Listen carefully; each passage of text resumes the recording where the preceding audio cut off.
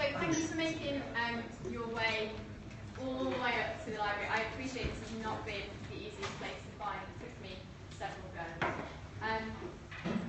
I want to begin with a small story that if people still come in the middle of it, it won't ruin anything too much. I just think it's a really amusing example of how hard a session about perfectionism can be. A few weeks ago, Teach First, which is the graduate programme, so the high-flying graduates who want to go and be teachers in challenging schools, which is the programme that I started, they moved offices. And so they asked me to go in, and I was looking at some who's in their offices, and I went into a conference room. Clearly someone had been in there beforehand. Now, because I was in looking at the building and paying attention, I noticed a flip chart in a corner of the room. Now, the press team were very happy that I didn't have my phone with me, so I couldn't take a picture of it. It was actually, my phone was downstairs charging. But I remembered it. So I'm afraid I don't have a picture, but I can tell you that what was on this flip chart was very funny. The top thing said, "Do you struggle to be perfect?" Question mark. Do you struggle with being perfect? Question mark. No, do you struggle with being perfect? Question mark. And I thought that's hilarious, because read the wrong way, it sounds like, oh, do you struggle with being perfect? As if, you know, you're so brilliant, you think you're so wonderful that this, how difficult can it be? But if you read down the rest of the list, there were a series of questions questions that were about how hard do you work to achieve, how important is people's approval to you, do you find that you take on extra responsibilities and burn yourself out? And this has clearly been a session that Teach Versus have been having. I think that was a good thing about the fact that there can be a real feeling in schools that what we should be doing all the time is being absolutely perfect and working ourselves to the bone. But the fact that no one was very happy about me seeing it, and the fact that I found it quite funny, shows how difficult this topic is. And I think because it's so difficult, I think because teachers are by and large very high achieving as a group, but work with a whole range of ability learners, there is a feeling that you shouldn't really talk about wanting to be a high attainer or a high achiever or a hard worker, and it can get buried, and because of that there are some serious issues that are flagging up within the profession. Come on in. I'm actually just about to start properly.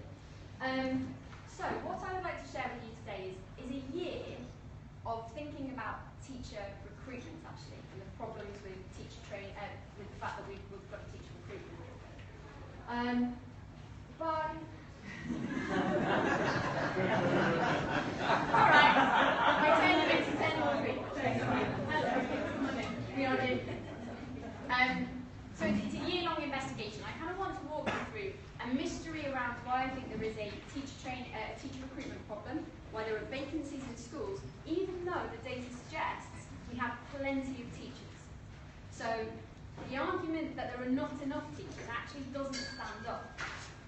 So I'm going to talk you through that mystery, talk you through where we got to, and come back to this issue of perfectionism, what it is, why it matters, and what we can do about it if it's causing such problems. For those who don't know me, I work at Schools Week, which is an education newspaper. We're weekly and printed. This is my version of it that you guys can't see, but this is the website, and these are kind of stories. This is out today. Landmark ruling means teachers may have to reveal more about private lives.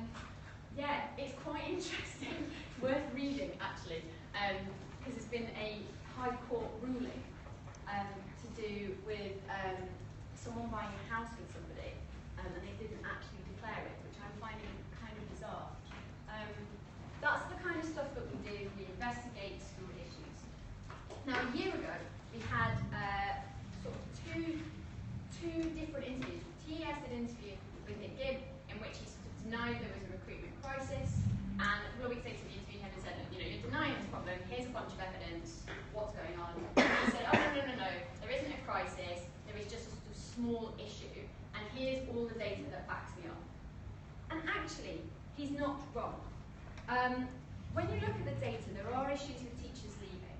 So about half of the teachers leave, 40% of teachers leave within the first 5 years in the profession. But that has been the case for about 15 years. So it's not really getting worse. Also, because of the way we do the data on workforce, teachers are looked at on a particular day each year.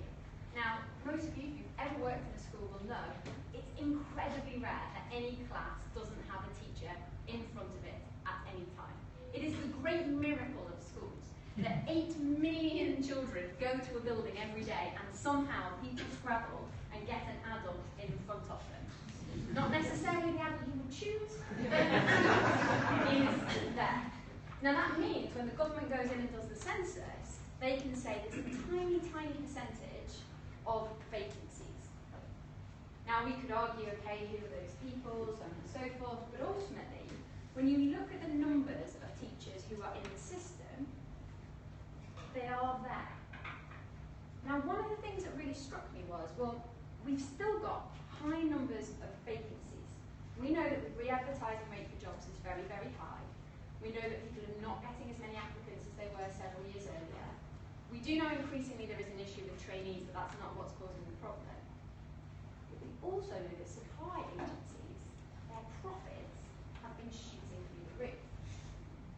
Now that means there are people, right? There are people who want to be teachers, we manage to get people in front of children, but there's somehow this disconnect between the two. And gradually over time, I came to the conclusion that what was happening was that we had something called tired teachers. So you had lots and lots of teachers who wanted to still teach for some of the day teaching some of the day. But they didn't want to do it permanently, or couldn't do it permanently. So we split those two groups down, and what we found is that women in particular, between the ages of about 45 and 55, are likely to, or be more likely to move into either a part-time position or a temporary position. And in part that's to do, we believe, with squeezed care duties.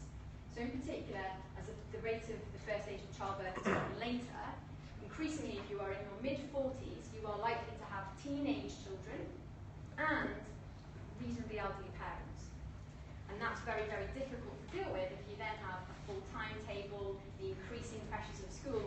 And the last few years, the amount of curriculum change, assessment change, guidance change, accountability change has just ramped up the level of responsibility and the level of work.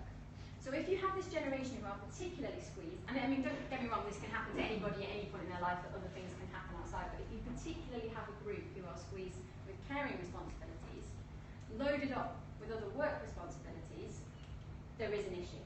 So I think we can say there is sort of an issue with that group. We also know that the Academy Takeover Programme has been pretty brutal on turnover of teachers. That doesn't mean it's positive or negative. It is simply the case that where schools have been failing in the past 5 years, there's been a very aggressive agenda of getting new management in, and typically that new management will get rid of a chunk of people. We can argue whether that's to do with finances, whether it's to do with not wanting to support people, whether it's right, but it happens.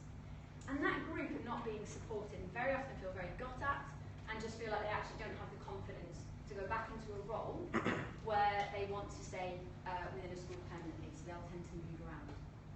So we have these two groups of tired teachers, if you like, but something still seems to be missing, because almost all jobs have women in between the ages of 45 and 55 and don't necessarily have the same pattern at the moment. There's also the issue that that retention figure that we talked about before, that 50% of people who leave, there are some of the professions that are very high, nursing is similar, but it is extraordinary that that has persisted for such a long time. And we haven't really addressed it. So, you know, if Nick Gibbs' argument is, well, you know, we've lost 50% of teachers for 15 years, and we all go, oh yeah, I guess you're not doing anything wrong. We have to ask ourselves, well, how about we try to do something right for a change? We seem to have just given up on this whole idea.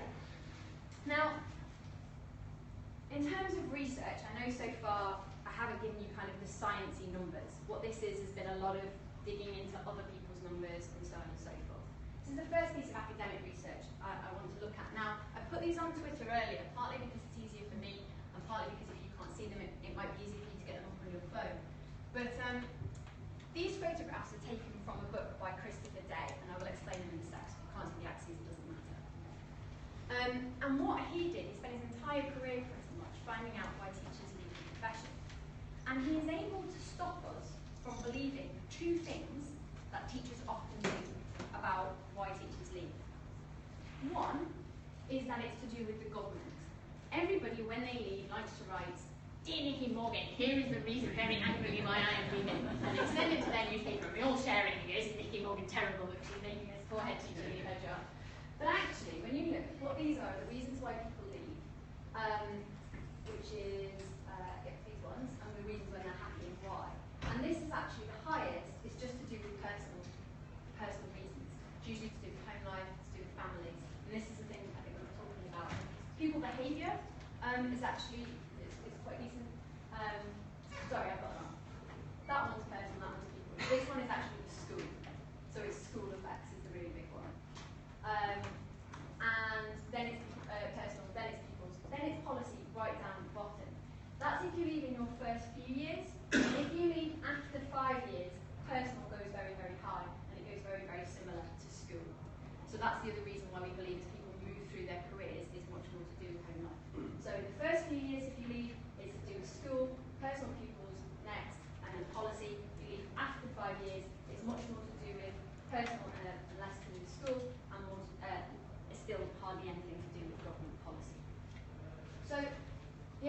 government policy doesn't seem to stand up in particular. The other thing is just that people hate teaching. They weren't made for it, it's just not part of their personality, it's not great, they can't cope. And that also doesn't stand up for Dave's research. He's done these, there are hundreds of them, and they're beautiful. And what they show you is how effective people feel in their job and how unaffected they feel over their career. So it starts here at 0 years and ends there at 31 years. And what this shows you is people feel very effective or ineffective throughout their career. And everybody has these cycles. What we know is that the danger point is around here. So where people feel they are ineffective in their jobs, they will often think that's related to the school. I think that's one of the reasons why the policy stuff comes up, and then they leave. So it's not the case that people just aren't good at their job. It's to do with wanes and batting waxes. And it's not the case that government policy tends to drive people's leaving decisions. So we've still got this weird mystery of what is going on. Why do teachers leave so much more often than others? And this is where we started to get to the perfectionism stuff. Because what was left was that there was either something unique about teachers, or there was something unique about teaching, or possibly both, which is very, very difficult for human beings to cope with. So we looked at research around who teachers are, who comes into the profession. And there's lots and lots known about sort of demography. We know women are much more likely to come in, around age, around education level. Some of that explains things, but it didn't seem to get into the core. And one of the things that was really helpful was reading a book by Philip Riley. I think it's called Passion and Teachers, something like that. I've got it on my but this is fascinating. There was a study in which they got teachers to do genograms, so to look at their family patterns and histories. And they also got teachers to talk about and discuss survival position, which is when you're under pressure, what do you do? And there's a couple of things that come out really unusually by teachers. I'm a bit sceptical on this, only in the sense that I think it could be slightly like a horoscope and everybody might see something into it. But I'm going to believe the research which tells me that this is pretty unusual compared to other professions. And what they found was that very commonly, each of the parental relationships experienced by teachers were characterised by unequal distributions of power, with one parent dominating the emotional life of the family and the other one tended to be much more absent. And they believed that what that did was, for lots and lots of teachers, it meant that they tended to seek approval of certain positions of authority and not believe that they would be backed up by anybody else. So they couldn't draw in other people's support. So approval is very, very important to teachers typically. And if they're not getting that approval, they worry that they're not going to be supported or helped by anybody else. Because of that, one of the ways that teachers seem to cope is that they very much like safety and order and process, and as long as everything is going as it should, even if we're not happy, it's much better that we're all doing what we should be doing than that we are happy and it be slightly crazy and out there, because who knows what might go wrong. And if you think about it, it would make sense that people who quite like order and authority and approval and have grown up with this kind of modelling would tend to go into teaching and succeed in it for a long time. There is an issue, however, with this, which I will come back to shortly. I'm just going to put that to one side for a second. Teachers a little strange. The second thing was teaching, right? Is there something strange about the actual job of teaching? And at first, it was actually a conversation with Toby Young. I did the interview with Toby Young in which he said, "Mea culpa, everybody, sorry I offended you all in 2010, said you were rubbish." Turns out it's quite hard to teach. I did say that. He didn't mention it, Toby, but he was very good about it. But one of the things he said, at first, I genuinely thought he was joking. I said, who do you think should run schools? You know, do you think it should be journalists like you? Who would you pick? And he said theatre directors. And I was like, really, is this for my headline? He just wants me to write, you know, Toby Young thinks theatre directors should be head teachers. And I asked him why. And he gave a brilliant answer. He said, if you think about it, teachers perform for 6 hours a day, 5 days a week. We do not expect that of orchestras, we typically don't expect that of actors. There is almost no performative profession where you expect people to do that for that many hours, and we don't think about it at all. We don't think about the pressure on people. Actually, really good response. Great. Sorry, Toby. And it got me thinking about performance anxiety. So I went away and started looking at musicians and performers. And of course, in the literature for those professions, there is a huge psychology of stage fright. Huge, big issue. You find it in sports as well, of course, about sports coaching. Has anyone ever taught you about teaching fright? I've never heard of it. Have any of you ever had a class where every morning when you wake up and you have to teach them, you get a chair and you start thinking to yourself, maybe I could find someone to like run over my leg and I could break it. I mean, but seriously, like this is a thing that teachers get to. Teachers get to the point with certain classes where they do not want to go in on their own, they are afraid, they lose confidence, and that is difficult. 9MO were like just my nightmare, and even now when I think about having to go in on my own and teach 9MO, it's terrifying. But we don't talk about it. We don't talk about performance anxiety, we don't talk about stage fright, and we don't have many of the things which will help people. Now, there is quite a lot of psychological research on the orchestras and musicians. And what's quite interesting was I thought that I would find perfectionism in this as an example of stage fright. And in fact, there's a lady called Diana Kenny who's done tons and tons of research into musical performance anxiety. And what she's found is that it can actually be very good for you. So perfectionism, which is essentially it's a personality trait characterized by a person striving for flawlessness and setting excessively high performance standards. Frankly, sounds like something the government tells you to do every day. Actually, if you have that as your kind of motivator, it's very important to you, it can actually be incredibly good for you. So musicians that have this work really hard, practice really hard, go on and do incredibly well. Also, some of them develop stage fright, performance anxiety, and their entire career goes down the pan. It's not a surprise, but it is interesting that there is a difference.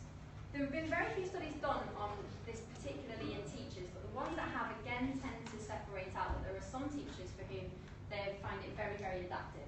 Perfectionism works for them, they can drive themselves very, very hard, they can manage that sort of pragmatic level of just hitting it right and not worrying too much about it. But for others, they kind of spiral off and veer out of control. What we don't seem to have is research linking who is vulnerable for what, why, or how you work out which zone somebody's in.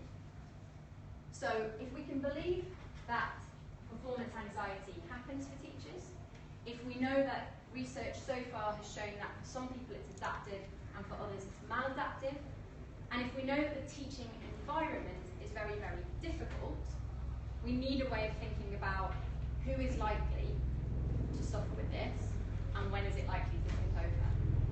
And that was when I went back to Philip Riley's research. Because one of the things he talked about, when he talks about what they learned from the genograms and the survival positions and so on, is this. And again, this comes with, if you want to go back to it at any point, it's really helpful. It's quite small, so you can go back and have a look it up. But essentially what he does is he draws two personality traits of people. They're not traits, though, that are going to exist just as a one-off. You're going to move on them throughout your life. And essentially, it's how positively you view other people and how negatively you view them, and that's in terms of their opinions of you. So if you care lots and lots and lots about other people's views, you're up here. And if you don't really bother about other people, you're down here. Teachers are typically much more likely to go here. In terms of how anxious you are, it's to do with how your view of yourself is. So if you're not very happy with yourself, you tend to be down here and you're quite anxious. And, if you have low anxiety, it's a positive mode of yourself, so you're low anxiety, and this is high anxiety.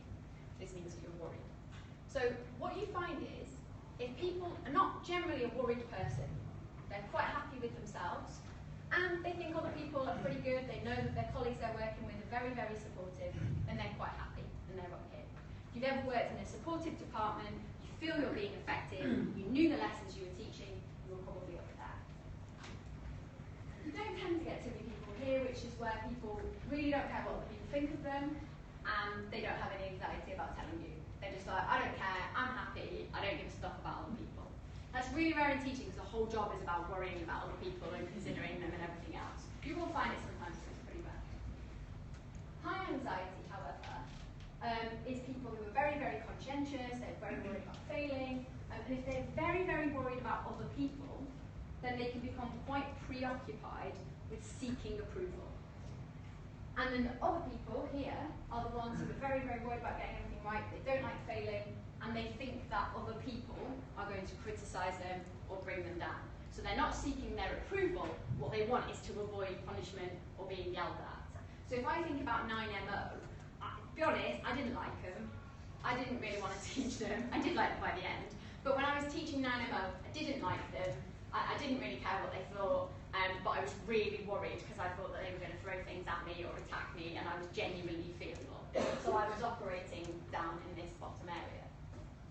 Now, what seems to be the case, if you think about teaching, is there's probably a zone here in which you can be quite successful. So go back to that teach first example. Lots and lots of teach firsters are very, very conscientious. It's what they get chosen for. They work really hard, and they also tend to be approval seekers. So they want to do really, really well and kind of get to the top. So they're going to be up here. The issue is if that starts to get really out of control. And one of the reasons why teaching in particular is a problem for this is that it's one of the only jobs where you will teach around 120 people every day. Where you'll deal with 120 customers, if you like, so 120 relationships every day if you're a secondary, or 30 if you're a primary, and you have to deal with them day after day after day after day. If you work in most other jobs where you have to do relationships, it's much, much smaller. So if you work, for instance, on tourism and holidays, you've got people for a couple of weeks and then they're gone. If you work in medicine, unless you work in long-term care, you will typically only have people for a very short period of time. If you do work in long-term care, you'll probably only have a handful of people that you're looking after, not 120, not 30 for an entire year, especially not just on your own. So an issue for teaching is that the number of opportunities in any one day to seek approval is very, very high. So it can mean if you're quite the sort of personality type who needs lots of approval, and we know that teachers typically are, and you have tons of opportunity for it, and you're quite anxious, and you're quite hardworking, what you can do is just want to get that all of the time, because it's giving you your fix. It's totally brilliant. Yeah, I'll hit the club in the evening, yeah, I'll go out on Saturday nights, yeah, I'll be in it. And the problem is it kind of spirals out of control. On the other hand, you also have 120 opportunities, or 30 opportunities every day to upset somebody, annoy somebody, really destroy relationships. And this is just talking about your pupils. Forget all the people you have to work with as colleagues as well. And so that's very, very difficult. You end up in a situation where if you mess this up, not only are you going to have the crushing disappointment of losing that, losing that person and then losing their approval, you'll believe no one's got your back, and you have to live with it. So for perfectionists who tend to strive and not want to fail, having to live with that failure every single day, I messed up yesterday with 9MO and I have to do it again today, and I have to do it the next day, and the next day, and the next day, becomes completely unbearable. Now, in terms of what we do about this for teaching as a profession, I think we have a serious issue around either changing teachers, changing teaching, or at least just understanding this stuff so we can tend to see where we are, and also begin to do extra research on group dynamics, which is what I talked about here last year, which starts to look at how do you improve performance when you have to deal with so many relationships every single day. I don't think we're going to be able to change teachers. I think what attracts teachers into teaching are the things I talked about before: safety, authority. That's what the job is. It's actually how children strive, because lots of them need it too, so I wouldn't change it. In terms of teaching, I do think the workload and the amount of lessons teachers teach is likely to influence them, and the amount of children they teach. So teachers who have to teach sort of 400 kids over a week, that's incredibly difficult, because it kind of ups some of this even further. And then I think in terms of how we deal with teachers that we're working with, ourselves and others, by recognising this quadrant as preoccupied and fearful, we can try and help pull people back. But the one thing I want you to leave with is, if you recognise yourself or anybody else as being in this zone of striving for perfection but very likely to go after approval or worry about mistakes, the worst thing you can do, apparently, is show them best practice. Apparently that's the worst thing for perfectionists. And the reason is that it's just way, way too far away. And the gap between where they are and where they need to be is huge. And I think that has two interesting implications for us. One is that for teachers themselves, we do this to pupils, right? And pupils have the same issues. So I think we have to think sometimes about actually modelling and how that might freak some kids out. The second thing is, especially if you have new teachers, one of the biggest bits of advice we give them is go and watch the amazing teacher down the corridor. And what they do, especially here in this kind of band, is they just panic, because what they're seeing is so far away from where they feel they are that actually they can't understand how to get there, and it's just likely to demolish them. So apparently, especially with performance anxiety, and especially with people who are very, very sort of anxious, the best thing to do is just to think about what the problems are right now in their own classroom and what the next step is. And that seems to be the way to best deal with it. So instead of performance anxiety worrying about how are you going to become the greatest musician, we say, okay, when you get to the corner of the stage, how are you feeling? What are you thinking? What's one thing we can do to change one of the things you're thinking or one of the things that you're feeling? Try that, see if it works, try the next step. So, 9MO, Miss Morali was their form tutor, and Miss Morali said, what did exactly this, what would help? And I said, just not feeling on my own every time I walk in that classroom. And so I would always have a teacher just for a few weeks at the beginning, at least be at the beginning of the lesson with me, make me feel like I could get them sat down. And then if the next 45 minutes were horrendous, well, at least I'd had 5 minutes, and then we could work up to 10 minutes, and so on and so forth. So in terms of perfectionism, I think it is telling us something within teaching. It's very, very hard to talk about on research, but we did as much as we could to get to this point. And I think sometimes research has to be about pulling in lots of bits, as much as it is about randomized controlled trials and about everything else. And if you can help yourself or one person who struggles with perfectionism, I think this talk hopefully will have been worth it. Thank you.